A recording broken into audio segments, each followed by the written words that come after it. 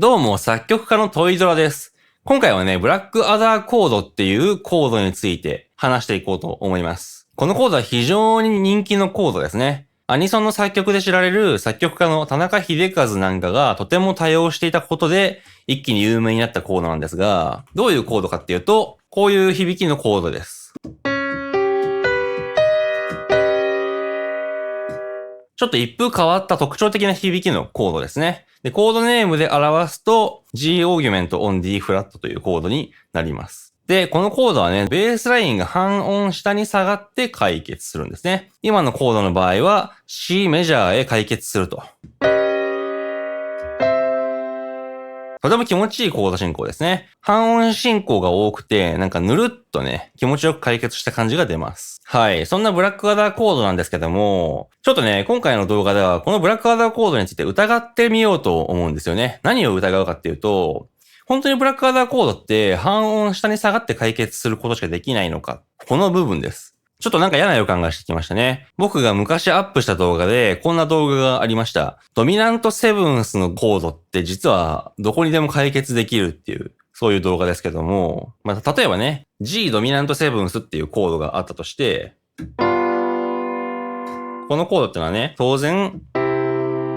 こうやって C メジャーコードに解決するものだっていう風にみんな勘違いしてるんですけど、実はね、G ドミナントセブンスのコードってのは C メジャーにも解決できるし、C シャープメジャーにも解決できるし、D メジャーにも、D シャープメジャーにも、E メジャーにも、F メジャーにも、F シャープメジャーにも、G メジャーにも、G シャープメジャーにも、とにかくどこにでも実は解決できるんですよっていう話を過去にね、別の動画の中でしたことがあります。で、実は、ブラックアダーコードもね、全く同じように、すべての場所へ本当は解決できるんですね。これ意外とみんな盲点で気づかないんですが、ブラックアダーコードといえばね、もう脊髄反射でね、ベースは半音加工ですねっていう風にみんなやっちゃうんですが、実はそんなことないです。ブラックアダーコードどこにでもいけます。そんなバカなって思うかもしれませんが、なんでそんな自由なコード進行ができるのかっていうのを今からね、一個一個お見せして説明していこうと思います。で、その過程でブラックアダーコードのちょっと面白い性質っていうのが明らかになります。今回のテーマはそれです。そもそもね、ブラックアダーコードって今僕、便宜上ここにね、G オーギュメント on D フラットっていうコードで書いてありますけども、これね、ブラックアダーコードを書き表すための方法の一つに過ぎません。実際にはブラックアダーコードっていろんな書き表し方ができるんですよね。で、その書き方によってコードの解釈の仕方も異なってくるわけです。というわけでね、ここから先は実際にそういう例を見ていこうと思います。で、一応ここから先のちょっと注意なんですけれども、まず、イメード音は同じものとして考えます。要するに、例えばね、この音。ここには今 D フラットって書いてありますけども、この音ってね、鍵盤で見たら、D フラットという風にも見れるし、C シャープという風に見ても同じ音ですよね。今回はそのイメード音は全く同じ音だっていう風に扱います。で、それから、ここから先ね、このブラックアダーコードをコードネームで書き表していくんですが、いろんな解釈があるっていうことを分かりやすくするために、あまり見慣れないコードネームの書き方をあえてしていることがあります。さて、ではまずね、ブラックアダーコードが基本的に半音下がって解決するって言いましたけども、そもそもね、ブラックアダーコードが半音下がるときに、どういう風に解釈をするのかっていうことを説明していきます。実はこれについてはね、過去に別の動画1本丸々使って非常に長々と詳しく説明してます。なので詳しい説明はそっちを見てほしいということなんですが、ざっくり簡単に言いましょう。半音下に解決するブラックアダーコードって実は解釈の仕方が2通りあるんですよね。まず一つ目の解釈の仕方は、このブラックアダーコードは実はね、D フラットドミナントナインスのコードなんだっていう風に解釈をする方法。つまり、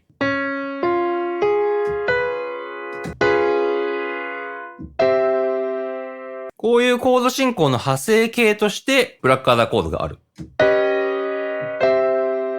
確かに響きは似てます。で、厳密に言うと、ここにね、シャープ11のテンションが乗っかっていて、なおかつ、音がね、第3音が省略されてるっていうことにはなるんですが、ともかくね、こういう D フラットドミナントナインスから C メジャーへっていう、いわゆる裏コードのドミナントのコード進行っていう風に解釈をする方法が一つですね。そしてもう一つの解釈の仕方っていうのはこれです。さっきも紹介しましたけども、G オーギュメントのコードっていうのが本体ですよと。つまり、この解釈の仕方だね。本音、和音のルートっていうのは G の音になるんですね。これが本音で、完全5度下へ解決していますよと。っで、このコード進行に対して、なんかね、ベースラインのところで半音下降の塗るっていう動きが追加されて、これによってオンコードになってしまった。こういう解釈がもう一個あります。まあ僕が個人的に好きなのはね、こっちの解釈なんですけども、まあこれ正直どっちで解釈してもあまり問題はありません。どちらにせよ、ここで重要なのはね、このブラックアダーコードが5のコード、つまりドミナントのコードの派生形だっていう風に解釈できるってことです。この G オーギュメントの方で解釈すればね、当然 G から C へっていう5から1っていう解決という風に見ることができますし、この D フラットドミナントナインスの方ですね。こっちの方で解釈したとしても、まあ、このコードってどのみち裏コードっていうことになるので、要するに G ドミナントセブンスの代理コードですよね。G ドミナントセブンスから C へっていう5から1っていうコード進行の代理としてこのコードがあるという風に見ることができるので、まあ、いずれにせよね、このブラックアダーコードってのは5のコードなんですね。はい。で、これがまあ一番一般的なブラックアダーコードの解釈なんですけども、今のはね、C メジャーキーで考えました。で、この後、このブラックアダーコードの音、一切変化させません。解決する方のコードだけがどんどん変わっていくわけなんですが、不思議なことにね、解決先の和音が変わっていっても、実はブラックアダーコードって常に5のコードとして解釈できるようになります。これ奇妙な話です。解決先のコードが変わるっていうことは、つまりキーが変わるっていうことですよね。キーが変わっていくのにもかかわらず、和音の音は一切変わらずにずっと5のコードのまま。ちょっと意味がわからないんですが、とりあえずね、実際に見ていった方が早いんで先に進んでみましょう。次に紹介するのは面白いですよ。皆さんね、これ意外とね、気づかないコード進行で、ただ僕は結構好きでよく使うコード進行なんですけど、実はね、ブラックアダーコードって半音下がるだけじゃなくて、半音上がることもできます。半音上に解決ということで、今のブラックアダーコード、音は一切変わらないまま、なんと D メジャーコードに解決してしまう。今回の例では、キーが変わって D メジャーキーになります。こういうコード進行になるんですね。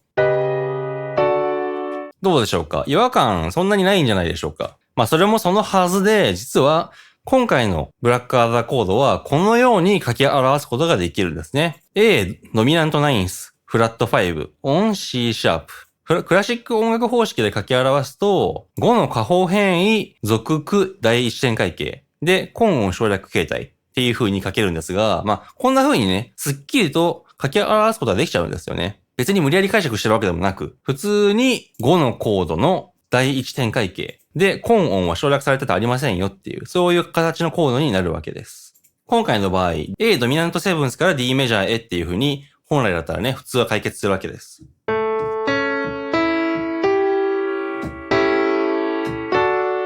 で、この A ドミナントセブンスの和音から第5音を半音下に下げて、さらに第9音を足して、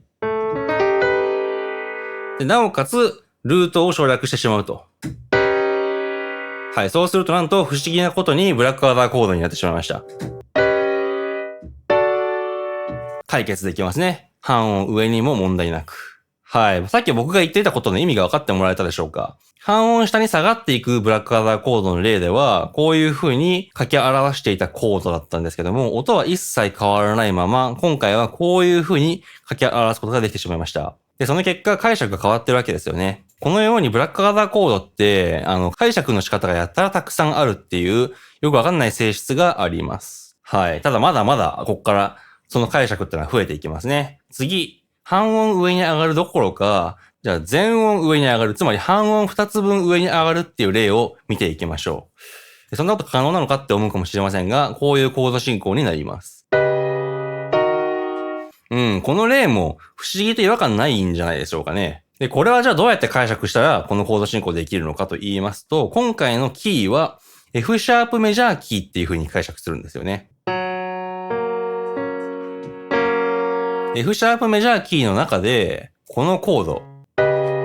どういうコードという風に解釈できるかっていうと、なんと、普通に語属下方変異のコード。つまり、要するに結局5のコードですよね。5のドミナントのコード。厳密には、ドミナントナインス、フラット5っていう、ちょっと変化のあるコードにはなっていますが、こういうコードとして解釈すると、本来だったらね、普通はベースラインっていうのは完全5度下に下がる。要するに C シャープドミナントナインスから F シャープメジャーっていう風にコード進行するんですが、コード進行としてね、5から1に行く以外にも5から6にも行けますね。これは一般的に知られている偽収支っていうコード進行ですけれども、ここではそれを行います。で、長調でね、偽収支をすると、こういう風にベースラインってのは全音上に上がることになります。で、ここではそれを行って、F シャープメジャーキーなんだけど、D シャープマイナーに、つまり6のマイナーのコードへコード進行をするっていう風に解釈をすることによって、なんとね、しれっと全音上に解決することができてしまいます。ちなみにここでは第3音が省略されてますけどね。音の省略についてはあまり気にしないことにして、こんな風な解釈もすることができてしまうんですね。さあ、で、この調子でね、どんどん行ってみましょう。今、2半音上に上がるっていうパターンを紹介したんで、次は3半音上に解決しちゃうっていうパターンを紹介していきましょう。こういうコード進行ができてしまいます。どうでしょう？このコード進行も別に違和感ないなっていう感じがしますね。なんか、だんだん不思議な気持ちになってきますよね。別にどんな風にコード進行しても全然違和感がどの道ないじゃんっていう。で、今回はどういう解釈をするかっていうと、E メジャースケールとして、このコード進行をね、眺めていくんですね。当然解決する先っていうのは、E メジャーコード。で、やっぱりこのブラックアダーコードっていうのは5のコードという風に解釈するんですね。5の属句、情報変異のコードという風に解釈します。つまり、ベースになってるコードっていうのは B ドミナントセブンスのコードですね。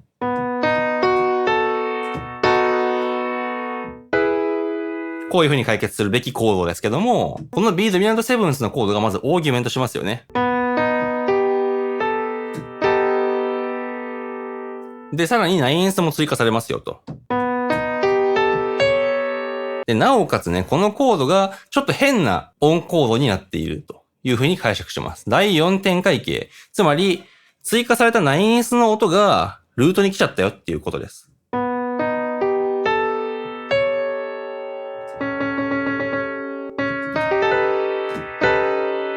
こういうコードだっていう風に解釈することによって、なんと、はい、ここに、ブラックアダーコードが生まれているというわけなんですね。で、そうすると当然 E メジャーコードに解決できますよということで、このようにね、B ドミナントセブンスから E へっていう風に解決できるのと同じようなニュアンスで、このような3半音上にルートが移動するような解決ができてしまうんですよっていう話になります。さあ、もうすごいことになってますね。さっきから、根音だっていう風に解釈する音がコロコロ変わっていることに気づいているでしょうか？ G の音を根音っていう風に見たり、存在しない A の音を根音だっていう風に見て根音省略だっていう風に解釈したり、この C シャープの音を根音だっていう風に見たり、で今度は B の音が根音になっちゃったりとかね。もう、なんでそんないろんな音が根音になることができるんですかっていう気持ちになってくるんですが、実はね、これがブラックアダーコードの性質なんですね。詳しくはね、一番最後に話すことにして、ここから先もどんどん見ていきましょう。次。はい。4半音上に解決するっていうパターンのコード進行になります。さあ、こういうコード進行です。はい。いかがでしょうか？多少唐突な感じがしないでもないですが、このコード進行もね、実は問題なく解釈をすることができます。どういう解釈か。今度は、ここの音が根音になるんですね。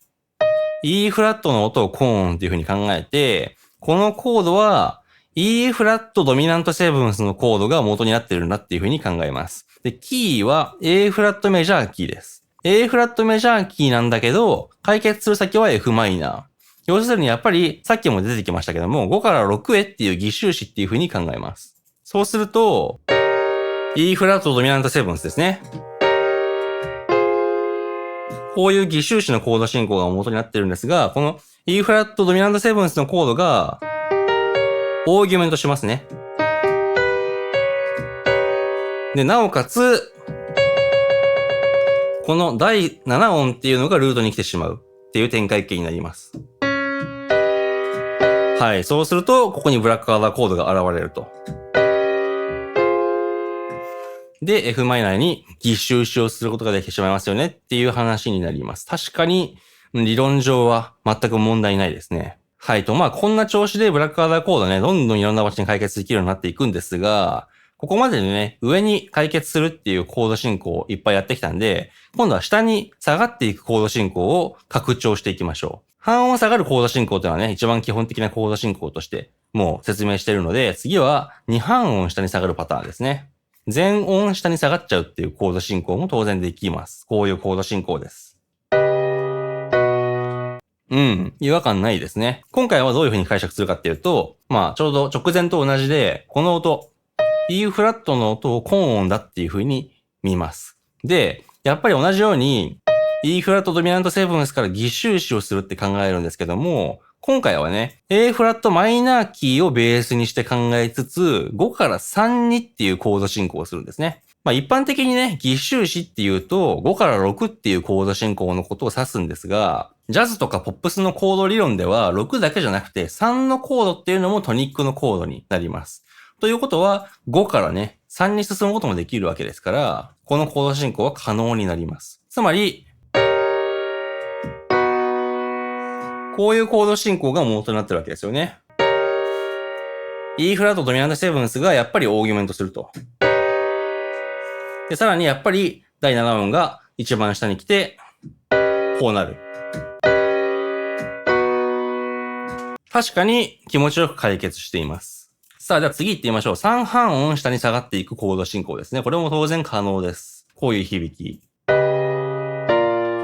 はい、こういうコード進行になります。今回はどこがコードのルートなんですかっていう風に気になるところですが、なんと今回は F の音がルートだっていう風に解釈してます。F の音はこのコードに含まれてないので、根音は省略されているっていう風に解釈するんですね。で、キーは B フラットメジャーキーという風に考えて、やっぱり5から1っていうコード進行をここでは想定するわけです。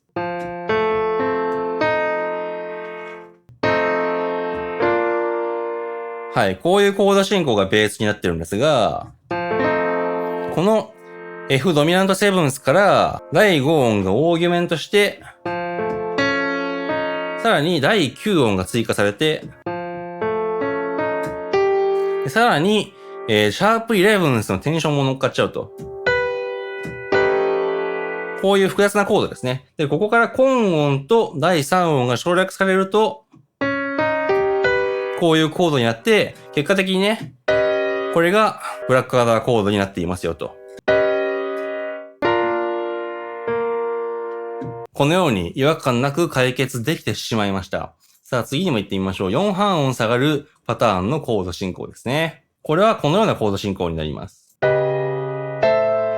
はい。これどういう風に解釈できるかっていうと、実はね、一番最初に紹介したこの半音下がるパターンのコード進行。これと全く同じコードっていう風に解釈するんですね。ただし、解決する先が1のコードじゃなくて6のマイナーのコード。要するに C メジャーキーで C メジャーコードに解決するんじゃなくて A マイナーコードに解決しちゃったよっていう偽収支のパターンです。さっきから出てきてますよね、この偽収支のパターン。というわけで、5から6に進むっていうコード進行として、このコード進行が解釈できます。そうやって言われればね、確かにできるような気もしてくると。不思議なもんです。さて次、5半音下に下がるパターンですね。5半音っていうのは要するに完全4度のことですから、完全4度ベースラインが下がって解決しちゃうと。実はこれも割と自然にできます。こういうコード進行。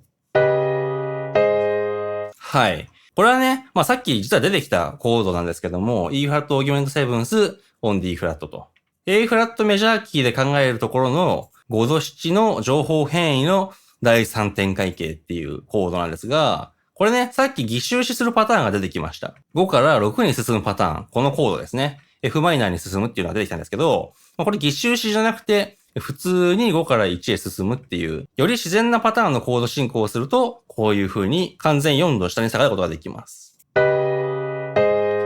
違和感がない。次ですね、6半音下に下がる。要するに6半音というのはトライト音ですね。3000音っていう不安定なベースラインの移動距離になりますけれども、こういう風に解釈することができます。いかがでしょうか？これについてはどういう風に解釈するかっていうと、E マイナーキーの5のコードっていう風に解釈するんですね。で、この5のコードが1じゃなくて3のコードに解決する。これもさっきも出てきたパターンの偽収支ですけども、5から3っていうコード進行です。つまり元になっているコード進行は、このコードですね。B ドミナントセブンス。こういうコード進行なんですけども、なんやかんやあって、B オーギュメントナインス、オン C シャープっていう風にすると、ブラックアダーコードになっちゃいましたよということです。さあ、そして次ね、7半音下がるっていうパターン言ってみましょうか。で、これはどういう風に解釈すればいいのかって言いますと、一番実はシンプルなパターンですね。7半音下がるっていうのは完全5度下がるっていうことです。そもそも、ドミナントのコードっていうのは完全5度下がって解決するものですから、これは、普通ですね。ただの5のコードっていう風に解釈すればいいわけです。つまり、F シャープメジャーキーにおいて5から1へ進みますよというコード進行。はい。当然、違和感があるはずはありません。で、一応ね、C シャープナインスでフラット5してるっていうこの1箇所だけちょっと変更が加えられてますけどね。はい。というわけで、ここまでで11通りのベースラインの進行ができるっていうことを示していきました。で、最後にね、1通り追加で説明しておきましょうか。はい。実はこういうパターンもありますよね。ベースラインが、変化しない。平行移動するだけっていうパターン。で、これね、ドミナントからトニックっていう解決進行だと言えるのかっていう話ではあるんですが、なんと言えてしまいます。とりあえず響き聞いてみましょう。どうでしょうか？なんか言われてみるとね、確かにドミナントからトニックっていう風に聞こえなくもないかもしれません。で、これはね、どういう風に解釈するかっていうと、この B の音が高音だっていう風に見ます。で、B オーギュメントナインスのコードの第4点階形、ナインスがルートにあるっていう風に考えて、こっからね、5から6へっていう風に擬収詞をやっぱりしちゃうわけです。そうすると、このコード進行になる。これで12パターンを全部制覇しました。改めてさらってみましょうか。全く同じ音でできた、このブラックアダーコードから、C メジャーへ解決できる。D へ解決できる。D シャープマイナーへ解決できて、E へ解決できて、F マイナー、そして C フラットにも解決できる。B フラットにも解決できる。A マイナーにも、A フラットにも、G にも、F シャープにも、そして C シャープマイナーにも解決できると。というわけで完全制覇です。いかがでしょう？はい、これこそがブラックアダーコードというね、コードの奇妙な性質になっているわけです。で、まとめてみると、これね、こういうことになるんです。こういうことになるんですって言って、これ意味わかんないかもしれませんが、要するに、さっきから散々鳴らしまくってきた、このコード。これブラックアダーコードですけども、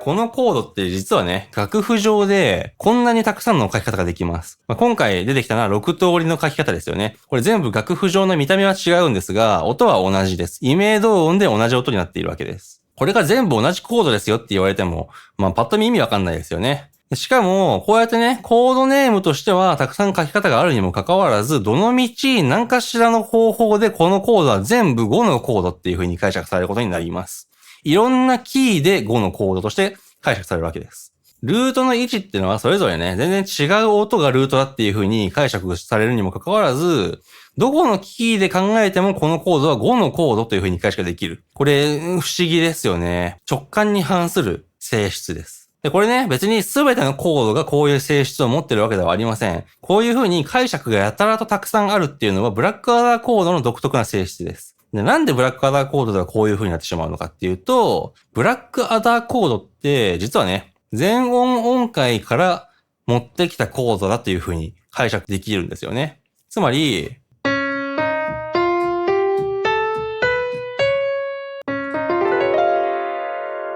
このなんとも奇妙な響きの今弾いたスケールっていうのが全音音階、ホールトンスケールっていうスケールになっているんですが、このブラックアダーコードっていうのは実はホールトンスケールの中の構成音だけでできています。それが何なのって話ではあるんですが、このホールトンスケールっていうのはね、また非常に面白い性質を持ってるんですよね。というわけで、その辺のね、ホールトンスケールがどうのとかっていう話は、これもまた動画1本使って話したい内容になってくるので、別の動画で詳しく話してはいこうと思います。ブラックアダーコードってのはね、こんなに奥深いわけです。今、ブラックアダーコードに特集した動画これ2本目ですけども、これでもまだ話終わってませんからね、3本目の動画に突入です。何はともあれね、今回の動画で強調しておきたいのは、ブラックアダーコードってのは、実はね、